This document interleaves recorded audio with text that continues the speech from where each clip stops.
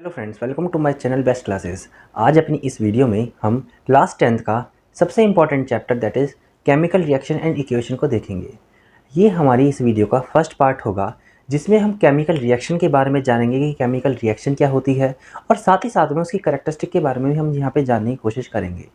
अगर हम पिछले साल के बोर्ड के पेपर को देखें तो वहाँ पे डायरेक्ट क्वेश्चन पूछे जाते हैं या इनकी केमिकल रिएक्शन में पूछ ली जाती है, तो उससे काफ़ी क्वेश्चन हमें देखने को मिले हैं। तो इस वीडियो में हम स्टार्ट करेंगे और सबसे फर्स्ट टॉपिक हम देखेंगे कि केमिकल रिएक्शन होती क्या है। साथ में ही इसके लगातार पार्ट आते रहेंगे। हमारा पार्ट फर्स्ट होगा, हम इस पार्ट वाइज में हम इस पूरे चैप्टर को कंप्लीट करेंगे। एट द एंड हमारा एक वन शॉट आएगा जो हम इस पूरे चैप्टर को एक वन शॉट में कवर करेंगे। अगर आपको ये वीडियो अच्छा लगता है तो आप वीडियो को ज़रूर लाइक करें और चैनल को सब्सक्राइब करें। आप टेलीग्राम से भी ज्वाइन हो सकते हो। टेलीग्राम का जो लिंक है वो कमेंट बॉक्स में पिन कर दिया गया है। तो चलिए स्टार्ट करते हैं अपने फर्स्ट पार्ट से। इस चैप्टर में जानेंगे कि केमिकल रिएक्शन का क्या मतलब है, क्योंकि इस चैप्टर का नाम अगर हम देखें तो नाम दे रखा है इसका केमिकल रिएक्शन एंड इक्वेशन। सबसे पहले हमें ये पता होना चाहिए कि केमिकल रिएक्शन का मतलब क्या है। तो चलिए जानते हैं कि केमिकल रिएक्शन का मतलब क्या होता है। देखिए, अगर हम यहाँ पे केमिकल रिएक्शन लिखते हैं, सपोज करो मैंने यहाँ पे केमिकल रिएक्शन लिखी A+B is equal to AB। Chemical reaction का मतलब क्या होता है, हम इसको इस तरीके से डिफाइन कर सकते हैं कि जो हमारा लेफ्ट हैंड साइड होता है, यानी जो लेफ्ट हैंड साइड जो ये हमें A+B दे रखा है, हम इसे रिएक्टेंट बोलते हैं। दैट इज हम इसे बोलेंगे रिएक्टेंट। और हमारा जो राइट हैंड साइड जो दे रखा है, ये जो हमारा बन के आया है A+B से, हम इसे बोलेंगे प्रोडक्ट। केमिकल रिएक्शन का मतलब क्या होता है कि जब रिएक्टेंट आपस में रिएक्ट करके प्रोडक्ट में कन्वर्ट हो जाएं, जब रिएक्टेंट आपस में रिएक्ट करके प्रोडक्ट में चेंज हो जाएं, उस पूरे प्रोसेस को हम केमिकल रिएक्शन बोलते हैं।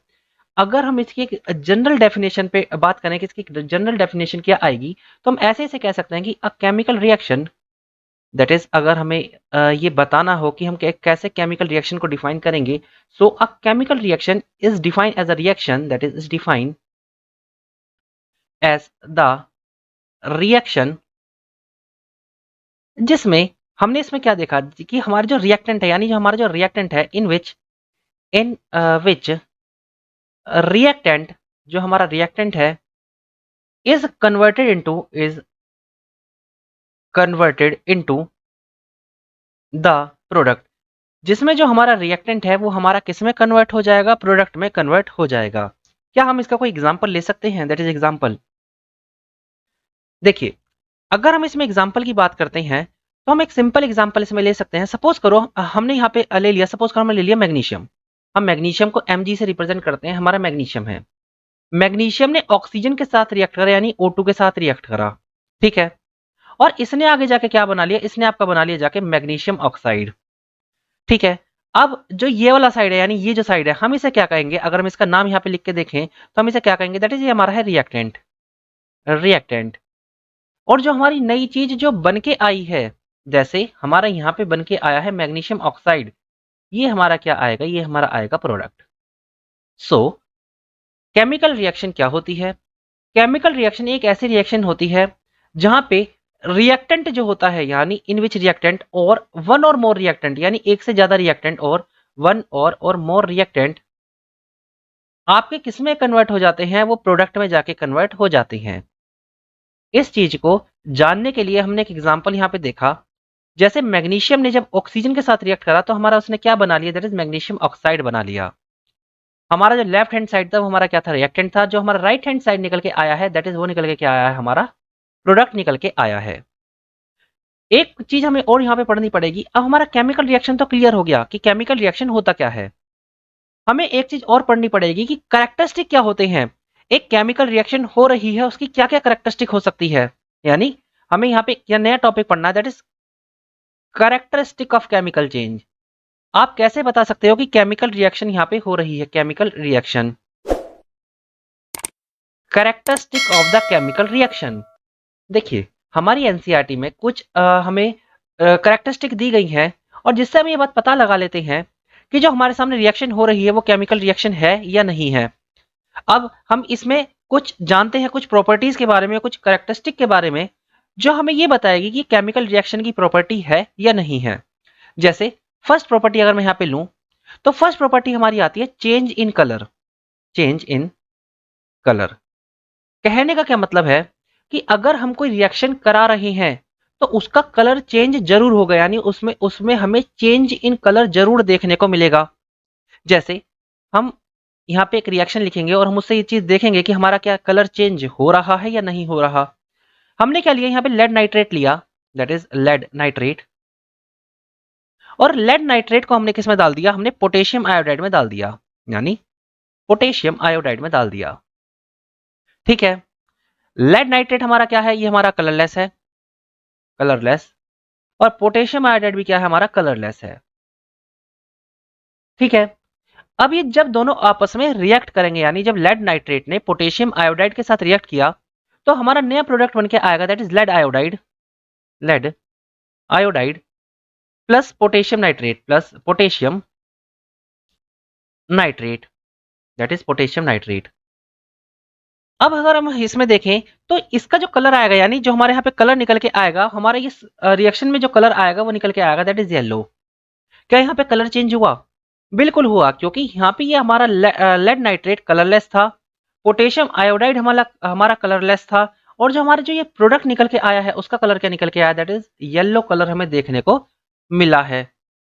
सो हमने अभी तक क्या पढ़ा, हमने पढ़ा कि केमिकल रिएक्शन क्या होती है। केमिकल रिएक्शन पढ़ने के बाद उसकी फर्स्ट कैरेक्टरिस्टिक पढ़ी हमने, और वो हमने पढ़ी that is change in colour, यानी कलर में बदलाव होना। हमने इसकी पहली कैरेक्टरिस्टिक हमने यहाँ पे पढ़ी है। ठीक है, दूसरी और सबसे इंपॉर्टेंट कैरेक्टरिस्टिक इसकी क्या आती है, दैट इज अगर हम इसकी सेकंड कैरेक्टरिस्टिक की बात करें, सेकंड कैरेक्टरिस्टिक आपकी आती है that is evolution of gas. Evolution of gas मतलब क्या है कि अगर आप कोई केमिकल रिएक्शन करा रहे हो तो उसमें से कोई ना कोई गैस इवोल्व हो सकती है। इवोल्व मतलब निकल सकती है, यानी गैस का निकलना। जैसे हम कोई एग्जाम्पल लेके इस चीज को समझ सकते हैं। अगर मैं एग्जाम्पल यहां पे लेके चलूं, हमने एग्जाम्पल लिया क्या, एग्जाम्पल लिया कि मैंने एक बेकिंग सोडा लिया, यानी बेकिंग सोडा, बेकिंग सोडा को मैंने विनेगर में डाल दिया, यानी विनेगर में हमने बेकिंग सोडा को डाल दिया। ठीक है, अब जो हमारे यहाँ पे प्रोडक्ट हमें देखने को मिलेगा, हमारा प्रोडक्ट यहाँ पे क्या आएगा, दैट इज सॉल्ट, यानी हम जिसे नमक कहते हैं, प्लस H2 यानी वाटर, और प्लस हमारा CO2। अब अगर देखने की बात की जाए, जो हमारी कार्बन डाइऑक्साइड है ये क्या है, हमारी दैट इज गैस है। क्या इसमें हमें इवोल्यूशन ऑफ गैस देखने को मिली है? बिल्कुल देखने को मिली है, दैट इज CO2 के द्वारा। तो सेकंड कैरेक्टरिस्टिक केमिकल रिएक्शन की क्या हो सकती है, that is the evolution of gas. First characteristic हमने क्या पढ़ी, चेंज इन कलर, कलर में बदलाव होना। हमने उसे रिएक्शन से देखा कि कैसे एक कलर में बदलाव हो सकता है। सेकंड चीज हमने क्या देखी, सेकंड चीज हमने देखी that is the evolution of gas, यानी एक रिएक्शन में से गैस का निकलना। थर्ड कैरेक्टरिस्टिक, यानी थर्ड कैरेक्टरिस्टिक हमारी क्या आएगी, थर्ड कैरेक्टरिस्टिक आती है हमारी formation of precipitate, that is formation of precipitate, यानी प्रेसिपिटेट का निकलना। अब बात ये अटकती है कि ये प्रेसिपिटेट क्या नई चीज है। ये जो हमने यहाँ पे लिखा है दैट इज दिस, ये जो हमने प्रेसिपिटेट यहाँ लिखा है, दिस प्रेसिपिटेट, ये क्या है? देखिए, प्रेसिपिटेट का मतलब होता है कि कोई इनसोल्यूबल लिक्विड हमारे रिएक्शन में बन गया। इनसोल्यूबल सॉलिड, इनसोल्यूबल सॉलिड हमारे रिएक्शन में बन गया, formed after reaction, formed after reaction. मतलब आपने कोई रिएक्शन कराई और जो आपका प्रोडक्ट बना है वो सॉलिड बना है और वो सॉल्यूबल नहीं है पानी में, यानी वो इनसॉल्यूबल है, उसे हम क्या कहते हैं, प्रेसिपिटेट कहते हैं। ठीक है, हमने तीन कैरेक्टरिस्टिक अभी तक पढ़ी। पहली characteristic change in colour, second characteristic evolution of gas, third characteristic हमारा फॉर्मेशन ऑफ प्रेसिपिटेट। हम फोर्थ कैरेक्टरिस्टिक आपकी पढ़ेंगे, फोर्थ कैरेक्टरिस्टिक, और फोर्थ कैरेक्टरिस्टिक हमारा क्या है, that is change in physical state, change in physical state, physical state.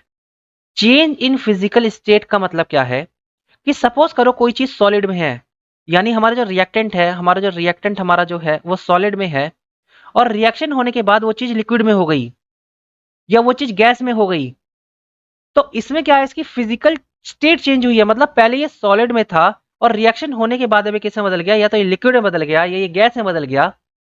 इसमें हमें देखने को मिला कि इसकी फिजिकल स्टेट चेंज हुई है।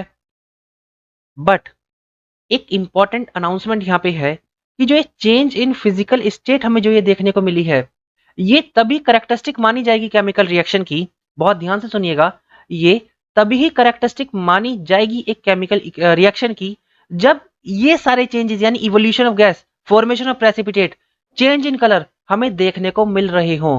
कहने का मतलब क्या है कि चेंज इन फिजिकल स्टेट जो करेक्टरिस्टिक मानी जाएगी केमिकल रिएक्शन की, ये तभी मानी जाएगी जब उससे पहले फॉर्मेशन ऑफ प्रेसिपिटेट या इवोल्यूशन ऑफ गैस या चेंज इन कलर में से कोई एक करेक्टरिस्टिक रिएक्शन शो कर रही हो, तभी आपका चेंज इन फिजिकल स्टेट एक करेक्टरिस्टिक आपकी मानी जाएगी। ठीक है, और लास्ट हमारी करेक्टरिस्टिक आती है that is change in temperature. यानी आपने कोई रिएक्शन कराई है, उसमें टेम्परेचर का बदलाव यानी तापमान का बदलाव भी ऊपर नीचे हो सकता है।